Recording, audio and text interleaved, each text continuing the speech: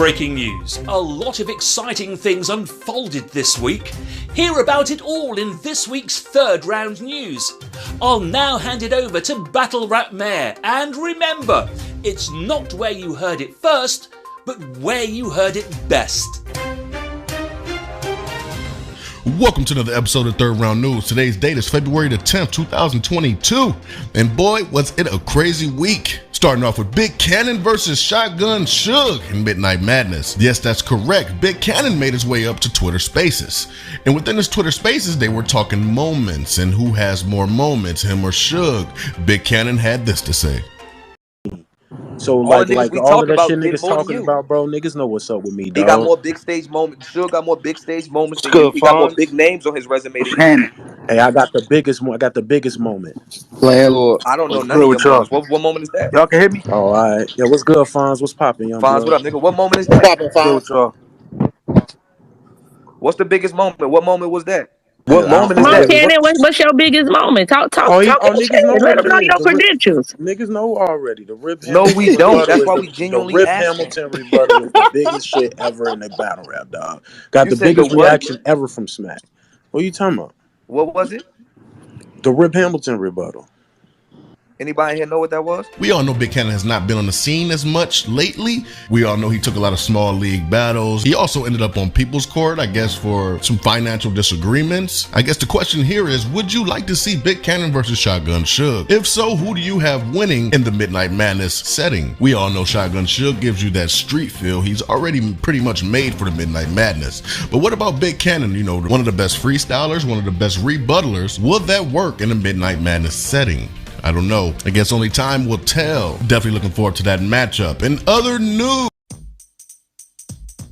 Eazy the Black Captain went into more detail about his role in Bel Air.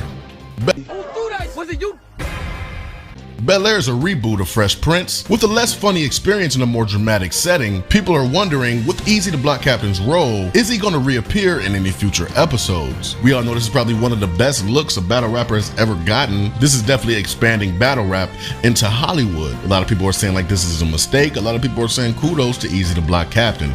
Me, myself, I think this is a great opportunity. To know that battle rappers' work isn't going without notice, and a lot of people say, with Eazy the Black Captain's lack of YouTube appearance, how was he still getting noticed, especially by someone like Will Smith and staff? Maybe the URL isn't so bad after all. In other news, platinum selling artist and battle rapper Cassidy had an interview with Hip Hop Is Real, and in this interview he was asked if he'd battle Rex. Cassidy in return had this to say. Yo, anybody, bro, Surf, Rex, and all them niggas, I battle them together. They could be on teams. Surf and Rex could make a tag team, and they could battle me right after Free. Like, right after I battle Free, I'll battle Rex and Surf together. Like, why do niggas keep asking me this shit, bro? What the fuck is wrong with niggas? Like, what do niggas want me to say? Like, nigga, I'm not a fan. Cassidy in the handicap match versus Rex and Surf? Wouldn't want to be on the opposite end of that. Well, I guess T-Rex caught wind of this, and he also had this to say. You ran from me our whole life. Let's keep it a buck. When I was in the street, you was in the street. You made sure that you wasn't out there when I was out there. And I was right there with you. And you was there when we was in Atlanta? When I killed the other stupid nigga freestyling, I told Cassidy he could get it there. He didn't want to do nothing. I had a bunch of money on me, took their money at the dice game. And my family's your protection, so don't talk no tough guy shit either.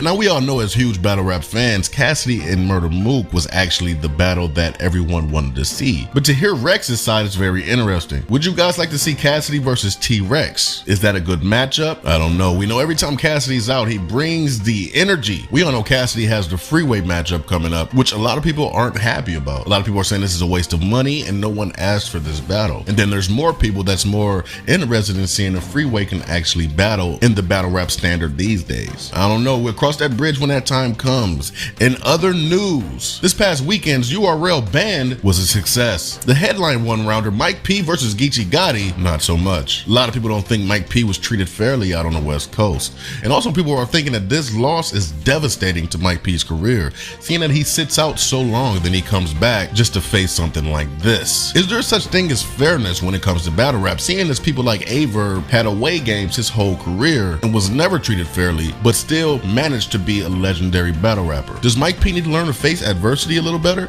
or do you think he should just hang it up entirely? And also, do you think Geechi Gotti crossed the line? We all know that this angle has been brought up in 2 other occasions. Is it crossing the line bringing up someone's wife, even if she was a part of the battle rap community at one point? I don't know. You definitely have to let me know your opinion on that down in the comments below.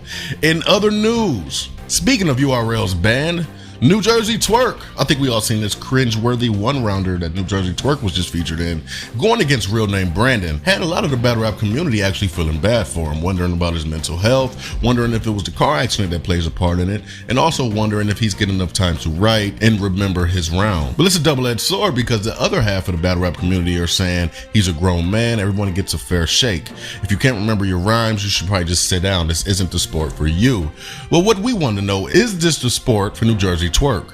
Should he just stick to music? Should the URL stop booking him just because of his name? Angry Fan brought up a good point, basically saying that the rest of the Goonies are seeming to be better than the lead Goonie, which is New Jersey Twerk. Is this true? I don't know. You definitely have to let me know what you think of that in the comments. And also, would you like to see New Jersey Twerk in the future? It's a pretty delicate situation where, when dealing with someone's career, something that they work so hard on, just to watch go down the drain, especially when you got a lot of the community saying that he should be neck and neck with Geechi Gotti right now, and I agree. We all remember the Genesis situation when he actually faced Geechi Gotti. They had billboards and everything, and they spent a lot of money on the budget for this battle. Prior to the battle, he ended up fighting street star Norbs, and a lot of people said that had a big part of him choking in that battle. Well, that's where we're at a standstill, because it seems as though there's an excuse for every time something like this happens. Is New Jersey Twerk taking up space and opportunity for a battle rapper that would love to be in the position he's in and actually not take it for granted and actually remember his rounds? I don't know. That gives us all something to think about going forward. With all that said, this has been another episode of the Third Round News. Like, comment, and subscribe, and remember, it's not where you heard it first, but where you heard it best. I could probably relate to hard life since grade school. I'd rather die huge than to get shorted. Pull out the fake, real niggas imported.